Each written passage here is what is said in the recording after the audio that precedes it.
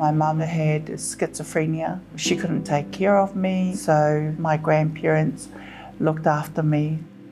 Because my grandparents were quite strict, I wasn't allowed to go out and do anything, so I decided I'm going to run away. And I was only 13 at the time. I was born here, maybe like 14, 15. I left home, just sleeping on the street and just do foolish things. I was always in and out of prison. We used to get into a lot of drugs. He just got out of jail from doing a bit of a long leg.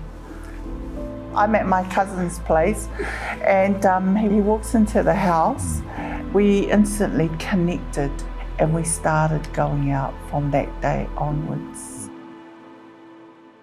I just happened to see a preacher come up on TV and he was talking about addiction, alcohol, and I says to Lani that I really want to go and check out this church. They were doing an outreach, so we went out to this outreach. The preacher, he sort of done this altar call towards the end. I was sitting there and I put my hand up. We had given our heart to Jesus and we were very much involved in the community, doing outreaches, running, home groups, and it was amazing. It was awesome. It was a good journey. Lani gets hit with his diagnosis. I just felt my strength started getting weaker. I went to the hospital and then they cut out a piece of muscle on this side. He was diagnosed with muscular dystrophies. His muscles throughout his body ends up deteriorating. And then after that, I got diagnosed with a condition called DISH. It's a condition where my whole body is slowly fusing up. One day I ended up hitting my head on the door frame and I felt an instant crack in my neck, and by the time I landed on the floor, it was like slow motion, and then I noticed my whole body couldn't move. I was completely paralyzed. When you gave your heart to the Lord, everything's gonna be smooth. But it didn't happen like that. My wife played a big part of why I'm strong today. She keep fighting. I remember lying in bed in hospital at the time and I had this thought, I'm not going to just lie here and just take it. I go to the nurses, bring me some weights. So they come into the room and they open up my fingers and they put these weights. And so I slowly started opening up, shutting, closing my fingers, open, closing. And I think it was probably 2 weeks later after that, I had full movement. A few years later, I can walk short distances, but I find it's easier to be in my wheelchair. I was struggling with my condition. I was going through with my stuff. Every time I walk, people look at me. I hate people looking at me. What I had shame. I know God was there, but I was just shut down.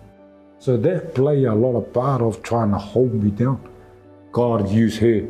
She was the one that really helped me to break through of my foolishness in the way where I think about my condition and people around me. I work for Elevate Christian Disability Trust. The ministry has played a big part because I come down here and I see the guys and their disabilities, but I don't see their disabilities. I see who they are inside, and they're like a big strength for me. It's the scripture, the word of God say, I can do all things through Christ who strengthens me. So that what really break through for me is that God is saying, my son, rejoice and be glad in what you have. And so for me every day, I get up and I find way to push myself. my disability doesn't define who I am. There's more to me than being in a wheelchair. When I compare what life was like before I gave my heart to Jesus, it was like more of a survival, fighting, but it's different now. You just have the love of Christ. Before I gave my heart to Jesus, I would not ask for help. I had to ask people for support. And that was really hard for me because I'm not one for doing that. When you surrender, life is so much easier.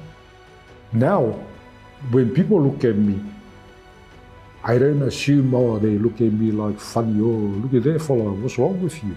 I just say, bless them. There's some people, they come and then they look at me and I guess, what happened with you? Then I explain to them exactly what's happened with me. Lani laughs at me sometimes because I have students coming out of class and they've got my bags and my books. I don't see myself as a limitation in, I do a lot of breakdowns, When I fall down, I spin around to find a place where I can, and when I say that to people, it put a smile on their face. And that's the reason why they need to come to Christ, because if they don't, then we're going to be the same.